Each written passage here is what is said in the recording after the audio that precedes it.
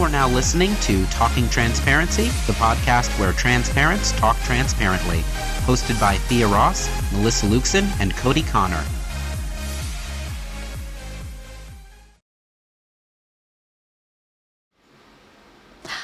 Welcome back to Talking Transparency. I'm Melissa. I'm Cody. And I'm Thea. Oh, boy, do we have stuff to talk to our audience about. I know it's been a couple weeks since our last podcast. Oh, do you have to get on the camera? Yeah, scoot your butt over a little bit, Scoot Cody. your butt over, Cody. Cody, scoot over so the viewers can see you. Everything has shifted, apparently. Oh, yeah, sorry. The ground is shifting beneath our feet politically and also apparently in our studio. Yes. Yes. We good now? Okay. All right, great. All right, so for probably everybody who watches or listens knows that, you know, we're pretty, Cody and I specifically, but me especially, I'm very active in the city, and where Cody gets to go viral and shit with his really great speeches at the school board meeting. So that Cody is obviously on some kind of watch list now too. But definitely on a list. Yeah, definitely on a list. And I have never really made the joke that I'm on a list. And then today happened. So I'll just briefly share that Indivisible and Move On had scheduled this protest at Congresswoman Kagan's office. And it was scheduled for Friday, like a week and a half ago. Like last Friday. Yeah, like last week. Yeah, it was scheduled for Friday. But we got that snow. So we got like 12 inches of snow. Oh, okay. Mm-hmm. So I don't know why, but maybe it's for accessibility or something, but they moved it to Sunday. And so on Friday night, I was thinking about it. I'm like, well, I'm definitely going to go out there. And I'm like, you know what? We should do a car parade.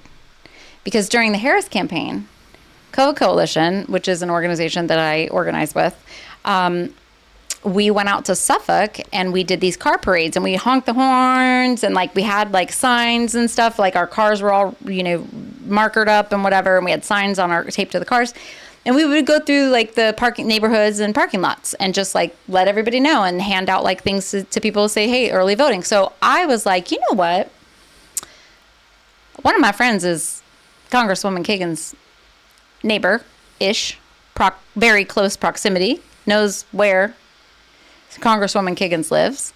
And since the public schedule said that she was going to be in district, then I just made the assumption that on Sunday she might be home. So I got up with my little megaphone at the rally and I was like, hey, y'all, meet me in the Home Depot parking lot at 4 o'clock because we're going to go out there and ride by Jen Kagan's house. Since she won't take our calls, she won't make appointments with us, she won't address her constituents except for these, you know, the people who have gotten responses to their inquiries and calling her office every single day, it's just, you know, this blanket bullshit response that she doesn't even realize is catering the message to just Republican constituents. Mm-hmm.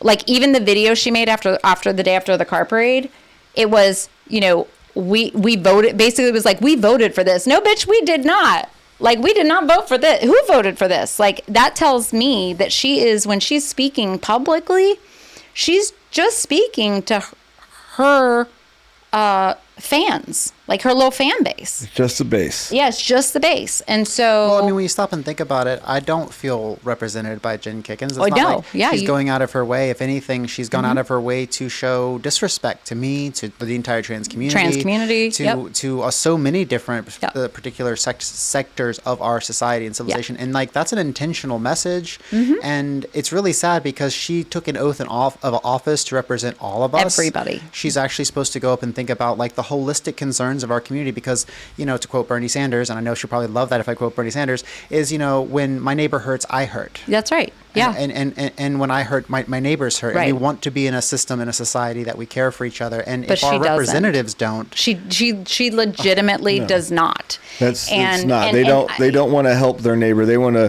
build a wall so that their neighbor's hurt stays away from them. Well, they want to, right, just like they want to build a wall with Mexico, right? But that's not how human suffering works. That's right. Right. So I was like, okay, well, her neighborhood, because she lives in one of them fancy neighborhoods, y'all, like really fancy neighborhoods, like multi-million-dollar homes. I don't know how expensive her home is, but I might look it up on the tax assessment. I should do that. But it's in a fancy neighborhood, but it's not gated. And as far as I was concerned, my tax dollars pay for the street that she lives on, the public street, and I'm allowed to drive on the public street. And it was 4:30 in the afternoon, which means I'm not violating any noise ordinances. Mm-hmm. So in my mind, I'm like, this is golden, perfect. And even if Jen Kiggins is not home, because I have no idea if she's home or not, legitimately, I don't know what kind of car she drives. Had no idea if she was home. I didn't knock on her door. But I knew if she wasn't home, her neighbors were going to tell her what happened. So, and we did have one of her neighbors like walk up to one of our cars and was like yelling at them to like, what, you need to get out of our neighborhood. We don't want you here. I don't give a shit. We pay the taxes for these roads, sir. So, we did 3 rounds around her house. Like around the block? Just around the block. Okay. Yeah, and we only honked in front of her house. So it wasn't like we were like honking all through the entire neighborhood. You know what I mean? We only were honking in front of her house. Yeah, it's like there was a big like hole, like a big pothole right where our representative should have been. And you were just like alerting everyone, hey, look at this huge pothole. Yeah, exactly. So, it took us all of 15 minutes to do our little loop, not even, right? And as we're leaving, the neighborhood is, again, one of them fancy neighborhoods. And a lot of times those fancy neighborhoods have one-way ins, one-way outs. So when we were going down Little Neck Road, I led the parade, of course, because, that was purposeful, though. Like, I wanted to be, because I knew, I knew that they were going to, tell on me. You know what I mean? Like, I knew that. So I'm like, it's fine. So I led the parade. But when we left, I had a sign flapping, so I had to pull over and take care of my sign. So I ended up being at the end. And I got back in my car, and just as I get back in my car, I see a VBPD officer go by me headed that way. And I definitely knew, which was confirmed today, by the way, that the officer was definitely responding to that because when I was approached today at my business by a Commonwealth's attorney's investigator, which, by the way, when I left my house, I noticed a government vehicle parked in front of my neighbor's sedan. It was a nondescript Chevy Malibu. Oh, so this is Chevy. It's Chevy or Ford. Chevy or Ford.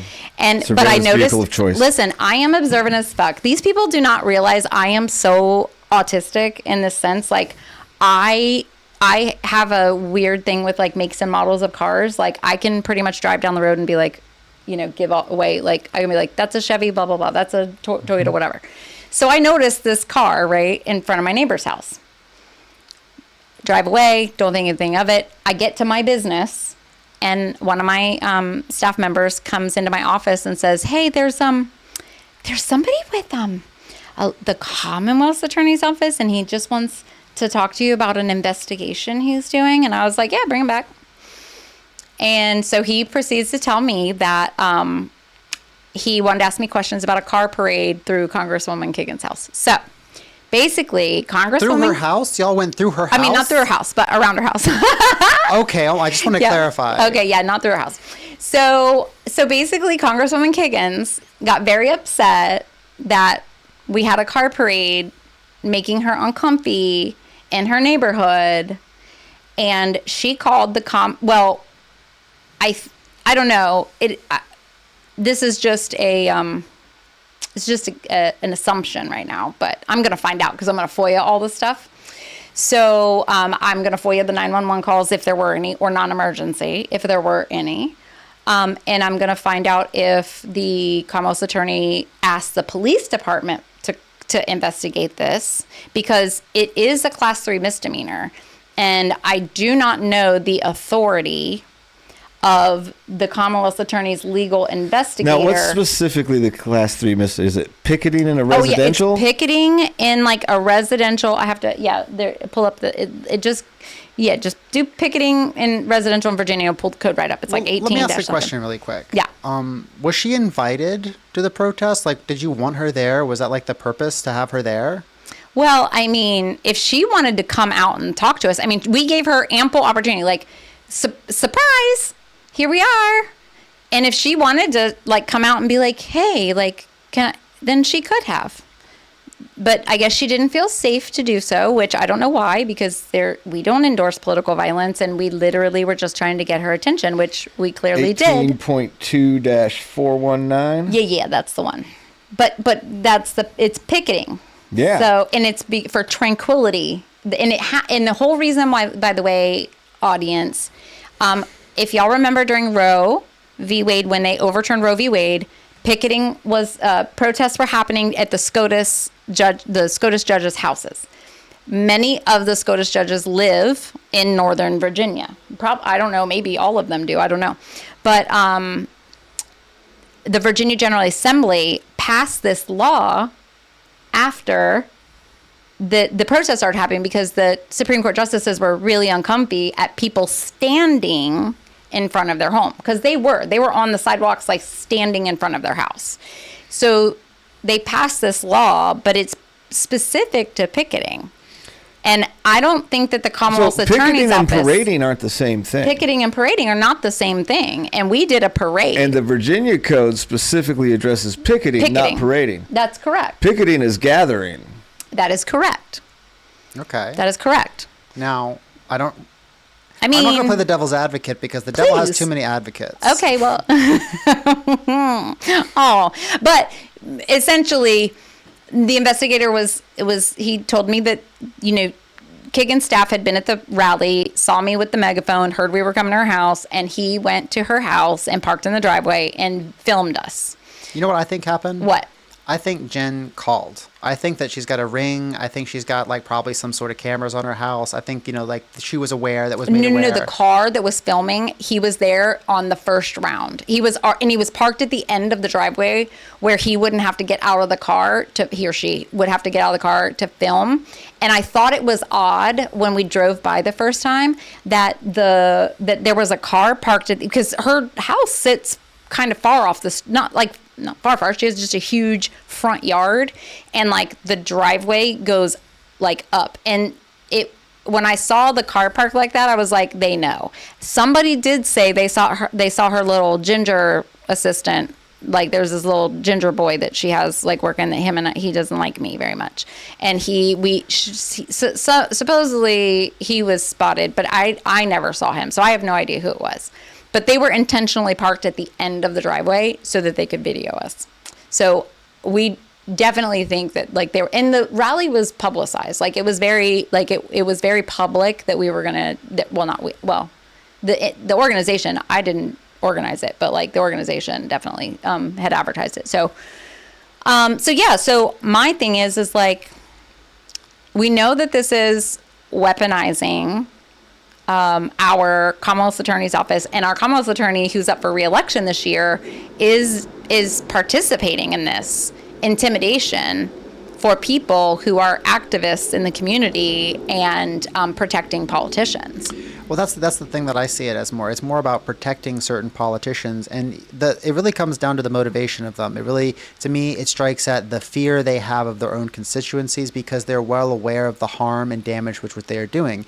And I think that when you think about like how they respond, rather than coming out, like you're an elected representative, these are your constituents, rather than coming out and saying, oh, hey, how's it going? What's this going on? Blah, blah, blah, or doing anything sort of like that, you call the cops because you are afraid for your personal property, for your personal, and I think that like there is no reason for them to be afraid of their constituents, all sort of stuff, especially so long as if you're doing the right thing, you shouldn't be afraid to talk to your constituents. Well, I think when like your constituents ask you to talk and they want you to talk and they hold like rallies and protests and they come to your office and they can't do that, or you're not answering them, or even worse, you're talking over them or only talking to a very specific subset of your constituency, it has to be expected. It's almost demanded that citizenry like do what they can to get their voices heard. And I'm not saying necessarily that we should go around around harassing, but I don't think this was harassment because it's not necessarily a sustained thing, and it's not something that was trying to go after her personal safety. No, not at all. And I think that you'll find the legal definition of picketing versus parading is not the same, and that is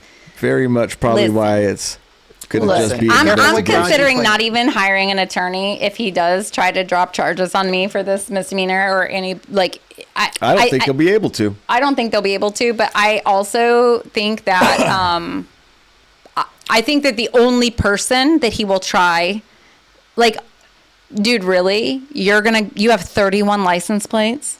You're gonna press misdemeanor charges on 31 people. You want that kind of smoke? The smoke he would get from me alone that I will just make happen. I probably won't even hire an attorney because I'll just represent myself because he's so, this is so ridiculous. I want him to do it. Because I want to be able to put him on blast. I would just be careful because I hear a lot of different things, and one of the things I would encourage you to do is not make any firm claims about what you did or did not do. I'm not necessarily a lawyer or attorney. Listen, I looked at the legal investigator's face, right in his face. I was like, look, I don't talk to cops, but this is political. This is some nonsense. Oh, let me tell you what happened. Sure. You know what I mean? And once I looked up, there's a class 3 misdemeanor, and it's a non-jailable offense, fines only. And I would like it to be adjudicated. I really would, because I would like it to be clear on if we can do this or not. I think if they clearly thought that they could fine you, you'd have a charge. You'd have a misdemeanor charge. They would just have done that. Well, I think, I don't know. There's a conversation to be had because I'm a little bit concerned on the possibility that while you're focused on this one segment of the law that's a misdemeanor, that you may or may not be missing the forest for the trees because there's other laws and other intersections of requirements. One of the things that we should remember is when I was raised, my father told me if the police want to pull you over, they'll find a reason. Oh, yeah. You know, if they want, they can hit your brake light. Oh, your brake lights. There's all sorts of different ways. But literally, they know this is First Amendment. They know this is a First Amendment thing, and that's why they brought me the picket. Did you have a permit? That you don't need a permit. And that wouldn't be a state law anyway. And that wouldn't be a state law anyway. If you have over 30 people, we weren't positioned anywhere, and we weren't positioned anywhere. Like I said, just be very careful about specific claims. You could possibly need. I mean, here's the thing. I would absolutely love. I have 2 attorneys, and I told the guy today. I was like, I mean, I like I said to y'all before we were on air. I looked at him and said, please go ahead and proceed, because I will turn myself in, I will get processed, and I will be a menace to the Commonwealth's attorney. Even if a permit was required, that would have been a municipal ordinance for the city or county. Yeah. And it would have been them that needed to bring the investigation and charges. It wouldn't be a state investigation. And at this point, I don't know how this works necessarily, but I think that the Commonwealth's attorney would, because the police didn't investigate this, because it is a criminal charge. Technically, it's a class 3 misdemeanor. He would have to ask a judge to probably sign off on something, a warrant or something for me to be arrested, because of the fact that the police department haven't even investigated it. So I'm like, I don't know this, but knowing what I do know about processes and procedures, and because I have been arrested before, but I knowing how some of this works. I think he would have to get a judge to sign off on this, and a judge, again, bring it, because this is honestly it is serious to me, because when you have elected officials that avoid and will not address the constituency, and they're elected, it's bullshit that people just say, you can get them out of the ballot box. Well, it's not so easy when, districts are gerrymandered, especially CD2. Jen Kagan's district is gerrymandered. So they gerrymander on purpose, and then they hide from us behind law enforcement. And so I would love for a case like this to go in front of a judge and to go into the media as a First Amendment situation, and establish whether car parades are legal or illegal. And if they are not illegal, then, well, I think organizers around the state of Virginia need to spread the word that, maybe entertain one of your rallies as a car parade if you want to get your local or state or federal politicians. I don't know this, but again, I would like to see that, because it is so offensive to me that a federal elected official would attempt to intimidate me and 30 other citizens because she's a coward. And I'm not going to let it go. I mean, obviously, if they close the investigation, it's gone. But I truly do not care. What I care about is anyone else that they would do this to. I care about the 30 other people. And the reason why I led the parade was because I was fine with, if there was trouble, I was fine being the person that organized it, right? And taking the responsibility for that. So I was very upset about the fact that they would I'm not surprised. It's the government, right? And I am a threat. Clearly, they don't like what I'm doing. And clearly, having 31 cars parade through the neighborhood was a show. It got their attention. And it was a show of not power, but influence. I don't have any power. I have no power as a citizen, but I have influence. And influence can be powerful. That it can. And I think the most important thing that I would take away listening to all this is that you're not letting this intimidate you, because at the end of the day, we could talk about legal consequences. We could talk about all sorts of procedural ins and outs. But the goal here is to silence your speech, is to make it so that people are more apprehensive, and all of those people are able not just to be afraid of the consequences of themselves, but for that message to get out that, hey, be careful what you say, be careful what you do, be mindful of the line, and keep your volume down. When this is a time where we actually have to, as Cody has often said, use our outside voices. We have to raise them as loud as we can. So this is not a time to be polite or demure. Right. This is very demure. Yeah, this is the time to use your outside voices. People aren't listening, so speak up. And this is part of it. This is part of fascism, right? Is people at our protests taking pictures and documenting so that they can find ways to try and intimidate and silence us. Correct. That is part of the fascism. They want us to be quiet so that they can continue to do what they want without any consequences, without anybody pointing it out. And if they can make the people that aren't intimidated back down, then they can also eliminate those other 30 people, those other 40 people, right? Because it's people like Melissa that are leading some of this charge.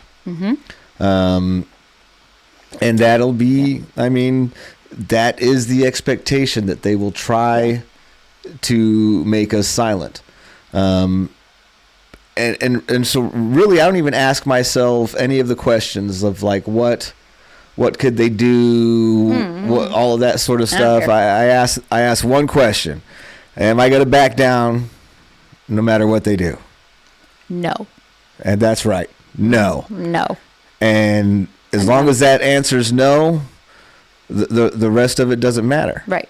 And it's okay if the answer is yes, for people who are organizing and people who are upset and people who want their voice heard. It is okay for you to say, yes, in the face of something like this, I will back down, because I have, a family that I could lose, or a job I could lose, or anything like that. You know what I mean? So it's okay. But as long as we've still got people out here like me that are like, you can't take anything from me. And I want for nothing as far as like my place and role in politics. But speaking of like leading the charge, right? Some really amazing kids that Cody and I got the pleasure of meeting and getting to know some of these kids that spoke for 18 months? Yeah.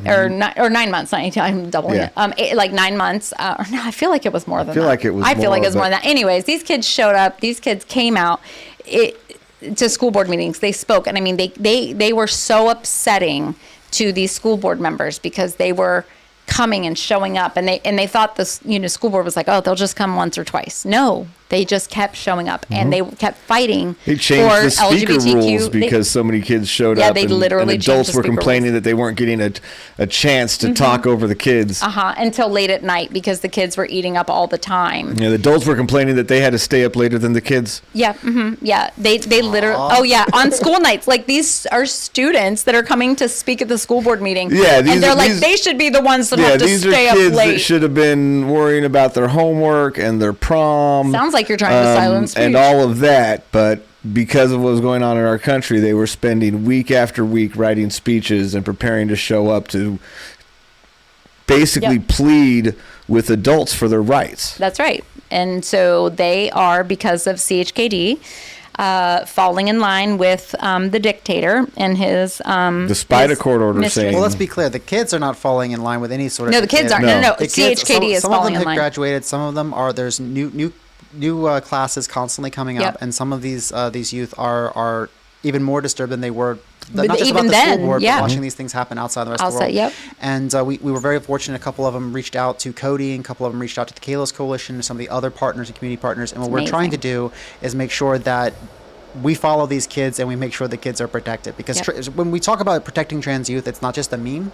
It's an action. And it's something about showing up, I think, and making sure that they are seen and heard. They know they are loved. It's one of the reasons why I've been down to the school board many times. It's one of the reasons why y'all have been down to the school board so many countless times, is to be able to speak and let them know that they're not alone. But then also, they have done an amazing job. The organizers have been able to put out media advisories. We're expecting press to come. We're doing everything we can, because the message behind what we're talking about is solid, and it's also doesn't just affect trans folks. It doesn't just affect trans youth.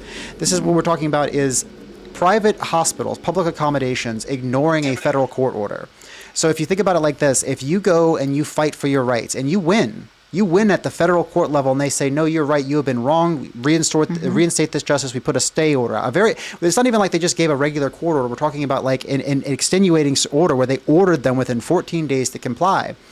And what we're seeing is CHKD is ignoring this federal court order, and this mirrors exactly what we see the Trump administration doing at the heights of government, where they are also ignoring or brushing off court orders. And if anything, the reason why CHKD is bored, the people who are making the determinations at the highest level in the hospital are saying, no, we're not going to cover care for trans youth 19 and under. It's because they're afraid of that administration. They're more afraid of that administration than state law. They're more afraid of that administration than federal law. They're more afraid of that administration than the U.S. Marshal Service, and they're more afraid of them than they are of any federal court order. Because what it comes down to is maybe they'll get into a legal battle with individual maybe there'll be legal battles with the states. Maybe there'll be all sorts of different things that could or couldn't happen. But the loss of hundreds of thousands of dollars, or hundreds of millions of dollars, of funding for their hospital over decades, that could lead to so much more. Yeah. And that's why what Donald Trump is doing through these executive orders, the threatening of public funds and public accommodations, is so egregious. We could go down any number of different lists. We could talk about how he's getting our military, how he's going all through sorts of different workplace and housing protections and all sorts of things that affect trans people and queer people specifically.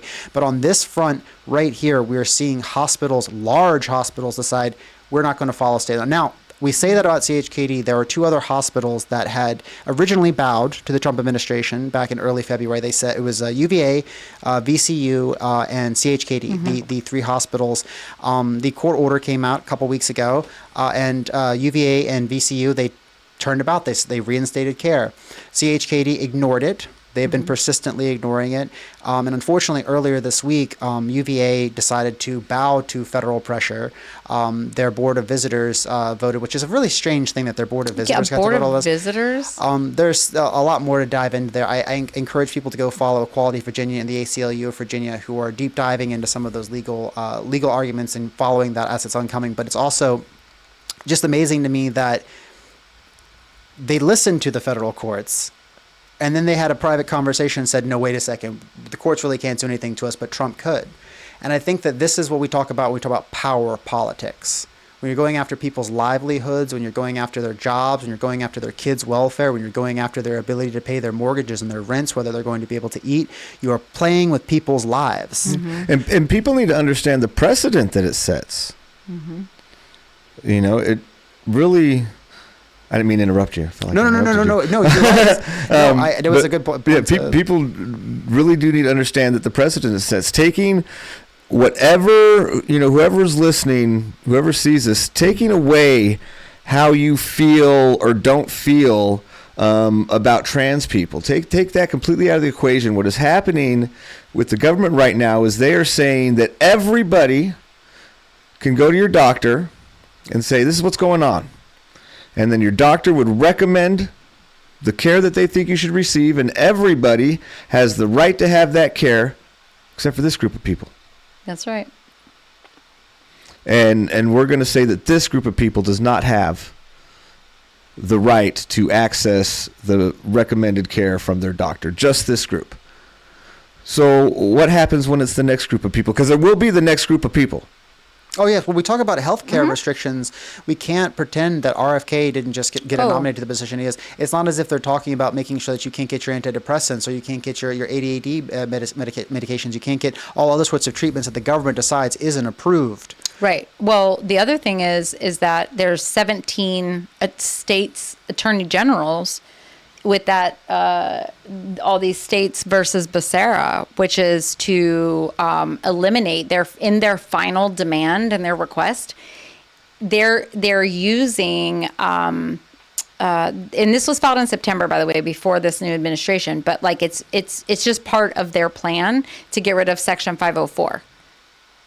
Section 504 is for people with disabilities. Mm-hmm. So Section 504 is what we have to have Section 504. Think about how many kids have 504s and IEPs, individual education plans. This directly targets people with disabilities. So they're already like going to be moving on to people with disabilities. They're trans people right now because the president can do a freaking press release. Because that's the toe in the door, and they. Yep. Oh, sorry. When you talk about toe in the door, we're not just talking about, because it is all of what you're talking about, but it's worse because imagine the federal doing that, and then, okay, you fight your day in court, you get a stay, legal advocates stick up for you, and you win, and the judge gives you an order, and then they still ignore it, and not just the government, but also private institutions and public accommodations, which is what we want to talk so about. Afraid of the government. Right. Well, that's the thing is that all of these executive orders, they apply to the federal government, and yes, they are tied to federal funds. But these private organizations bowing and not taking it up to court, like these private institutions like CHKD, UVA, the legal teams of these institutions, and you're just gonna be like, yeah, that's what the president said. I'm sorry, we just can't do it. Well, I think part of the fear that we're seeing involved there is a direct reflection of the impotency of the Supreme Court and the other courts and the impotency of the Congress. Oh, right? Oh, because 100%. When you look at it, they're saying this thing, but what came with that court order? What enforcement mechanism? What threat? Mm-hmm. What, if anything, came with the executive or with the court order saying you could, if you don't stop this, because what's happening is, and I think this is every bit intentional, the administration is saying, or what? Right. Or what? And or what? And as long as that or what goes unanswered, then we are continuing to expose that either these other checks and balances will not do anything, right, or are incapable of, at which point we've eliminated the veracity of those checks and balances. Right. And not only does that just basically crumble the foundation of our democracy at that point, but what we'll continue to see is this assertion of dictatorship, right? Basically, and we're not going to have. I think people miss this in regards to especially the religious aspect of this block of people. All right, and that is that the Christian conservative evangelical movement, this is a group of people that their entire life has been them being prepared and conditioned to accept a king. Yep. And so this idea that these people care about democracy at all, they don't. Yeah. They want They want a daddy. God-appointed king. They want a daddy. They want a God-appointed king. Yep. That is what they view as the correct government. The fact that we're a democracy, that's great when they're talking about all of this and all of that. But at the end of the day, they want a God-appointed king. That's what they want. Well, I think you're right. I think that a lot of this, when we talk about power politics, it comes down to there are certain people that will be always drawn towards fascism, and they'll also be drawn towards top-down authoritarian moral and ethical systems that dictate to them what is right or wrong. Fascism fits that bill. You can talk about Sky Daddy fitting that bill. We can talk about the moral authoritarianism of parents even fitting that bill. Yeah, it's the hierarchical system. It's a wanting a big other above you and to loom. Some people, they feel stifled in the shadow. Other people feel safe and secure. It is a nature. It's a fundamental variety of human existence, and I'm not trying to say one's right or wrong, but in the context of like our government, in the context of power politics, we also have to remember the directionality of power. Because when we talk about vulnerable populations, people try to equivocate between like, oh, the trans community and cancel culture and all this different sort of stuff that like what's a bunch of nonsense. But even if we do give it some credence, the idea is like, we never had power. We were always vulnerable. If the government wants to shut off funds or wants to make a determination, all of a sudden, all of us, we could lose our jobs, we could lose our housing, we could lose all this sorts of stuff. And the idea that somehow we were coming and canceling Roseanne Barr's job, that we were coming after celebrities, or that someone at a restaurant gave us the wrong pronouns, lost their job, was always unfounded nonsense and propaganda. But the truth of it, and the reason why that was propaganda, was that they wanted to invert the reality. They wanted to make us seem like we were extremely powerful, extremely strong, that we were not vulnerable. But in fact, we were always incredibly vulnerable. We will continue to be vulnerable. And to that point, I want to bring back the focus of this conversation to the folks that are directly impacted by what's going on here locally. And this particular federal court order, this particular executive order, which is these are trans youth. We're talking about kids. We're talking about especially vulnerable kids who have doctors and they have endocrinologists. They have parents in their lives. They have community members in their lives. They have teachers in their lives who are doing the best that they can to provide stability and a framework for them to learn, grow, examine, and learn who they're going to be, who they are, and who they're going to be. And we're taking that away systematically. We're taking away the teachers, the ability to show up for them, because that's another executive order. Those are other orders that are put. And then we can't ignore our own Attorney General's role, our own state level role in this, because we have an Attorney General, my goodness, who is ignoring state law, because the Virginia Values Act is the law. And any plain text reading says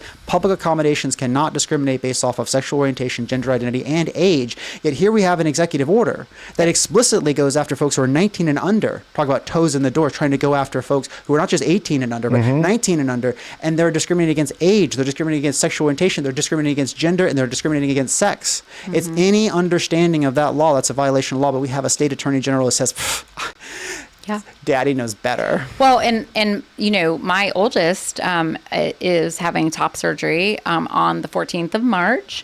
So I will be going up and helping them with recovery because it's a busy week at the university that they work at, and their husband also works there. So he won't be able to. Plus, apparently, he doesn't do well. He's kind of squeamish. And so I am also squeamish, but I'm guessing because it's my child that I will not be squeamish. So I'll just whatever, dissociate, so I can help my child. But the timing couldn't be better. Now, just because my oldest is 30, about to be 31, they're having their surgery 2 weeks before their 31st birthday. But what if, right now it's 19 and under. Right now. What if we won't be able to have, adults actually won't be able to get care? Well, and that's what they're going for. And so people at the VA, people who are getting trans care, there's already adults who can no longer. Care. Under federal, absolutely, yeah. There are already state bills that have been introduced and passed at the state level in other states, not Virginia, that have put on restrictions for 21, 25, and some that are actually being introduced right now for all ages. And these are things that have been tried in the past and have failed. But again, as you have more and more federal pressure and threats to state agencies, to private institutions, organizations, and you also have gutting of the federal agencies and people who are there to be in places to protect us from all those sorts of things. This is their game. This is that's exactly it. Remove all regulations that would protect the people from the corporations, and then you ever seen that Spaceballs? I've seen Spaceballs. They open they get the big vacuum spaceship and it just latches onto the planet and sucks the life out of it. Oh, goodness. Oh, yeah. It's just they were sucking the clean air, wasn't it? Like they were sucking the air out. But that's exactly what's going on. They are, and it's, yes, it's about human rights, but it's about money and power. Yes.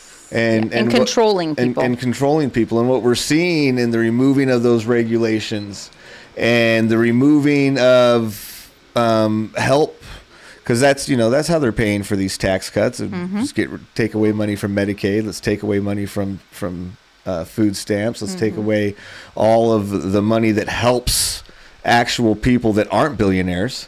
Let's take all that away. Republicans hate women, children, and poor people. Yeah, they're taking the dam that's basically already exists, the dam of trickle-down economics, and they're sealing the river.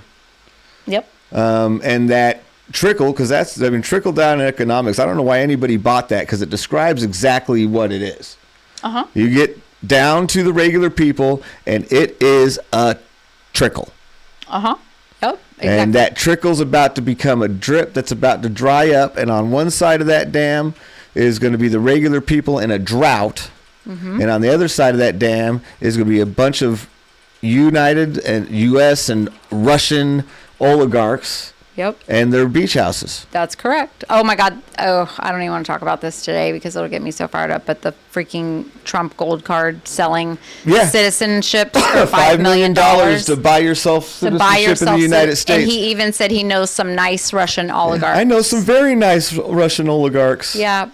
But to kind of back on the order. Okay. Like the court orders. As a citizen, if a judge, actually this actually happened. It actually happened to my husband because there was a problem. His ex-wife got mad, made a claim that he was behind, or he only made a half payment on his child support. So child support enforcement got involved. They literally did not care about the fact that him and his ex-wife, they had agreed on a reduced amount, but the original court order still had the 3 kids and that he would no longer pay child support after the oldest turned 18. So they came to an agreement, right? We had been paying the agreed upon amount for 2 years. And she gets upset. She says, he only paid half. And that's enough to get into the system. They took my husband's driver's license. They took my husband's passport. We had attorneys. The only reason why we got all those things reinstated and where we didn't owe back child support for the difference is because, his ex-wife had committed perjury, like had actually committed perjury because she purposefully lied when she made the report with DCFC that Dave was behind. And so the only reason why is when we had the attorneys involved, eventually it was like, listen, we're gonna end up having to prosecute you because like we know that this was a lie. We have the proof. But the fact of the matter is, that's when I learned that if you have a divorce decree and you have a separation order that establishes, your child support, when, as example, Dave's oldest fell off, we actually had to go back when they agreed with each other. We were supposed to go back and petition the court, because you cannot make changes to your own agreements, even if it's consensual, when there's a court order. Yes. So the whole reason why they were saying that Dave had all this back child support was because for 2.5 years he wasn't paying the court ordered amount, even though they had gotten, you know what I mean, they were together. So my point is that the government was able to take all of these things from my husband as a citizen when he didn't actually do the things that she said. Our only mistake was not going back to court and having the judge's court order changed, which we wouldn't have known that. Like who would think, like, after, you're getting along, whatever.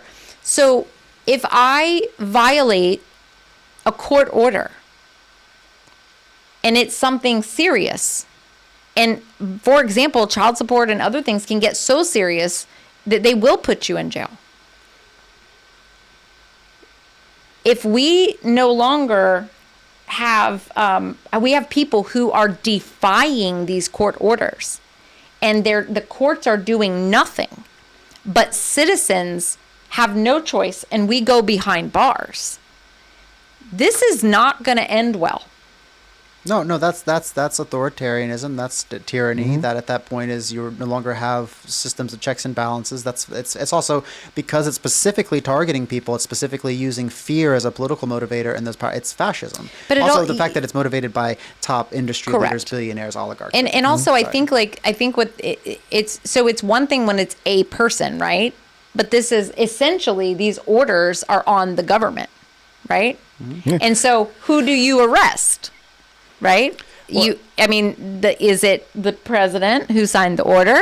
Is it, who do you find? What do you do when somebody who's been given amnesty from being able to break the law is breaking the law? Right. And he controls the marshals. The way that it works, exactly, that's what I was about to say, is like when it comes down to it, I was watching a great video by the Legal Eagle. I don't know if you've ever watched Legal Eagle.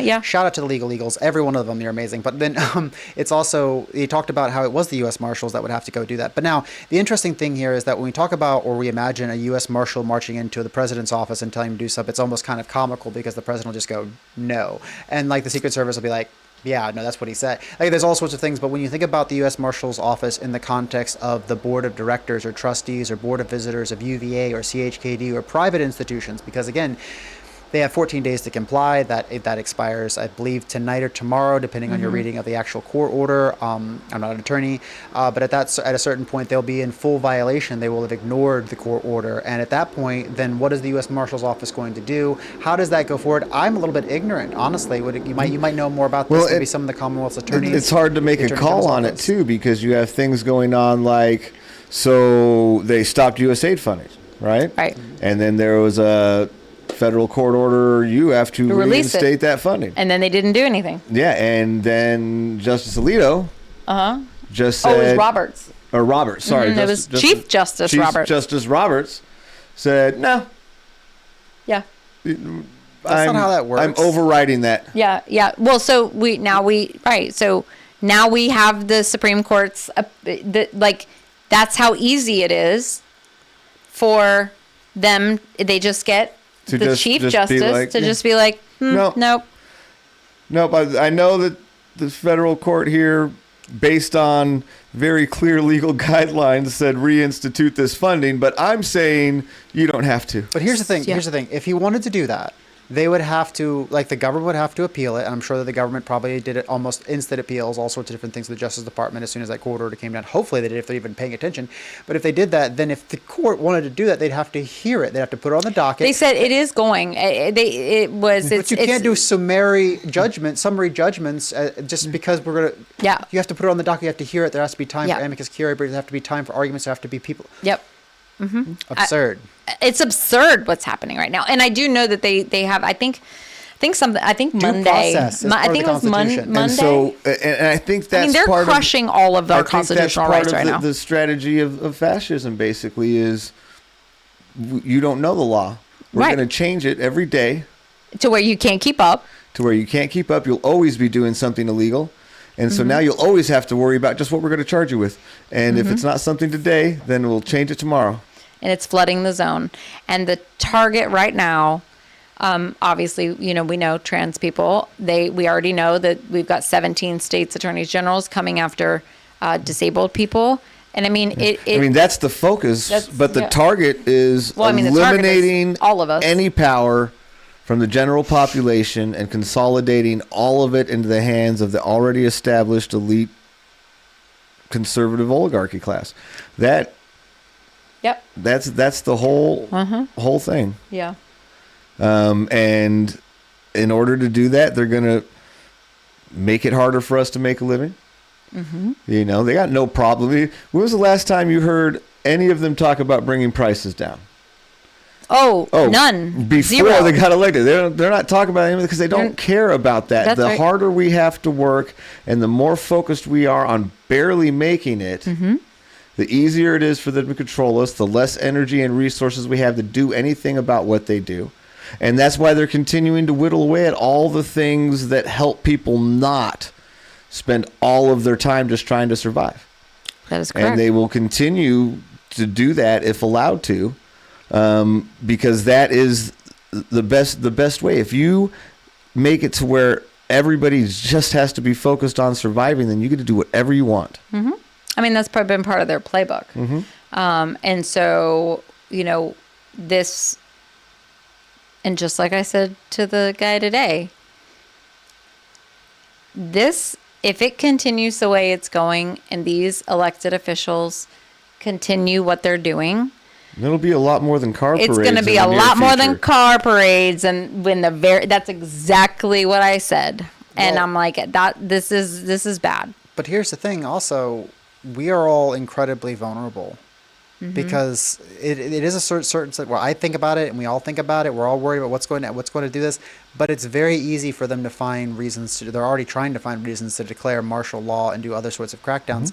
And if that happens this summer, if you're listening and you're worried about that, you need to make sure that you have plans, that you have people, that you have resources. And if you don't, then you need to be reaching out and finding community and finding different networks to actually help you do that.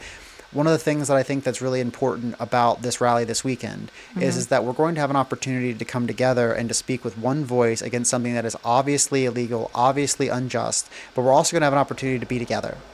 These children, these youth, these young adults, these adults, these elders, these community leaders, we all need to be together, and we all have resources, and we all have connections. And what I ask is that if you are watching this, that you come in a spirit of peace, that you come in a spirit of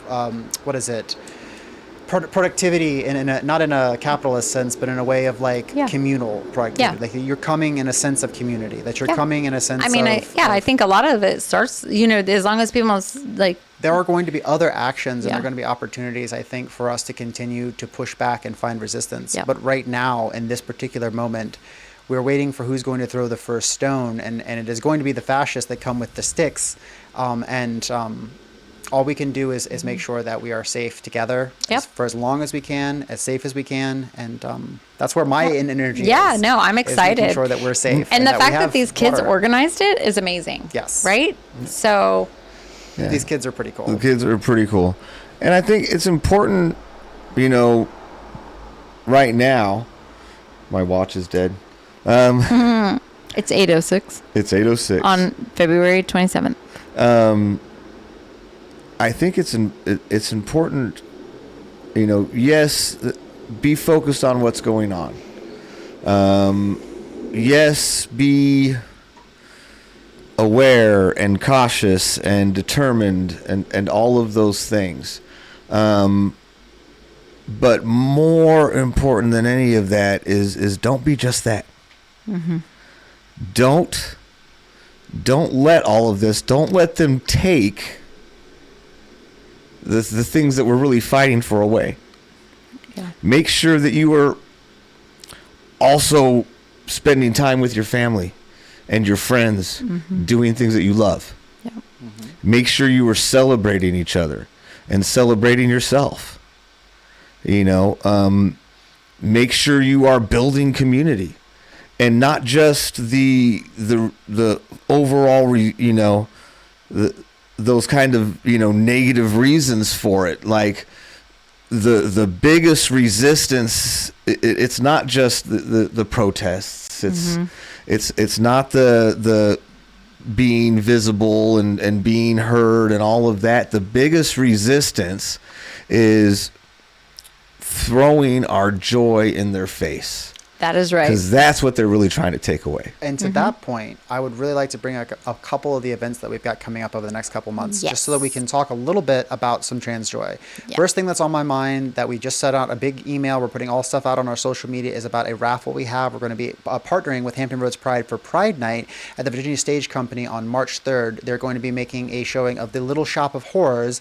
So if you would like to come, we're currently raffling off tickets to help fundraise for the Trans Family Dinner program and for our Trans Wish List program. And if you would like to get tickets, you can also go directly and see the show, not necessarily just on March 13th. I think it's running from March 12th to April 14th. So you can go out there to the Virginia Stage Company and have yourself a bunch of wonderful, out of this world, very queer, very campy. I know they're doing puppets. Feed me, Seymour. Yes. I love that. We're all super excited about that. We're going to get the trans family out. We're all going to find joy despite darkness. And then on March 16th, we also have our trans family dinner for March. We're doing tacos for dinner, so we're all super, super excited about that. Personally, it's one of my weaknesses. Tacos. Oh, I'm so sad. I'm glad I made it for breakfast, but I'll be in Wisconsin with Alex because their surgery's the 14th, so I won't be there for tacos. Huge event. Oh my gosh, there were so many people there. It was so great at the last trans family dinner. 54 folks. 54. Mm-hmm. That's Stop. Correct. It was really, really wonderful, and I connected with a mom who I had connected with last year at an event at the Filipino American Center, she has a trans. She was there, the Filipino woman, shorter Filipino woman. I know who you're talking about. You know what I'm talking about? Yeah, Rowena. Yeah. And I had connected with her and met her at an event at the Cultural Center. Mm-hmm. And we just had gotten to talking, and I met, her daughter, and we had a great conversation. And then to see her at Trans Family Dinner was so cool because it just kind of, you know what I mean? It's like, it just brings more people. That was a circle that is not part of my circle of Kalos or my trans family, right? She is I got introduced to her in a political event. But love, the trans family is so much bigger and deeper and multifaceted than we can ever imagine. But that's my point, right? That's my point, is that it's like we're starting to find each other, right? Yep. And building that community because we're finding each other. And that's part of what getting out there and doing this helps people do. So not last weekend, because that was the... Oh, yeah. that protest. Yep. All the protests now. But the weekend before that, I was at a different protest. Okay. Which protest were you at that? I didn't know about. That was the one organized by the Black Lives Matter 757. Oh, I didn't get to go to Norfolk, that one. Yeah. Okay. I did not make that one. And so I was at that protest. Okay. And after that protest, one of the people, part of Black Lives Matter, good guy, you need a ride home. Oh, Javari? No. Oh, a different guy. No, different guy. Gotcha. And Dell. Okay. And so I was like, yeah, I'll give you a ride home. So, I'm driving him home, and, it's a ways. It was across the tunnel. But driving home, we're talking, going on, having a great conversation. And, during the time I talked about Kalos Coalition, I talked about the dinners, we were just just flowing. Get there and I drop them off. Do the exchange and the whole hey, follow me on Instagram, on TikTok, and we're gonna be trying to do this. We'll reach out to you and hit me up. That whole little bit. That whole thing. And right before he's getting ready to get out, he goes, hey, what is that website, the Kalos, the thing for the dinners? And I was like, oh, I'll just text it to you. He's like, good, because I have a friend and they have a trans kid. Yeah. Mm-hmm. And that's how it works. Yeah, that's how it works. It really is. We are everywhere in so many different ways. And then the other thing that it works is when you think about the history of activism, when you think about the history of community, when we think about the actual contemporary structures of some conservative communities are built around having spaghetti dinners, having pancake breakfast, Pancake breakfast. No, pancake breakfast. Pancake You're right. stuffs. Pancake breakfast. And other sorts of dinners and food, because when you bring people together and you can break bread, when you can share drink together, that gives you an opportunity to expand those circles. Like you said, you're able to connect other circles. You're able to fulfill social needs, and you're able to find care and community, laughter. Also, sometimes a little bit of pain and awkwardness, but that's just part of family. But that's part of family. And the thing I'm so excited about, and the last thing I want to talk about in terms of events, is that in April we are having our Trans Family Dinner on April 20th, which is actually going to be Easter evening night. And I'm so excited to be doing that because there are so many people in the trans and queer community who are not religious, or who are suffering with religious trauma, or who do not have a religious home. And it feels like there's so many members of our trans family who are struggling with this one way or another. And we're just so excited to be able to say, come on in, and we're going to have a huge, big, traditional meal. I feel like we were still finalizing a few little things. So if you'd like to join, again, the URL is kaloscoalition.com/TFD. That's right. Trans Family Dinner, TFD. It's really easy. So if you come on, you can sign up. It's an encrypted form. We get it directly. We have to process each one manually, so you won't get an automatic reply, but you will be added to a newsletter where you'll be getting all the updates and all the different location details. So be a little bit patient. But yeah, come join us. Amazing. And if not, host your own dinners. Find your own spaces. Find your own way to get out in community. And sometimes it's around food, sometimes it's not. Do you have a toolkit on the website for people who want to organize trans family dinners? We have a toolkit. It's not out on the website right now, and it's very bare bones. If someone is interested in hosting a trans family dinner, especially here in Hampton Roads, where we can provide more administrative support, or if you'd like to reach out to us to figure out how we did it, how are we doing it safely, for sure. I'll be happy to meet with you. I'd be happy to meet with any organization listening to this, because it is something that has been done since time immemorial. We didn't, we're not reinventing the wheel. All we're doing is making sure that it is in alignment. Perfect. That's amazing. And any other events and things? Other besides events and things? TFD? I mean, I'm trying to think, but honestly, usually we prepare an episode document beforehand, and I have a list of things.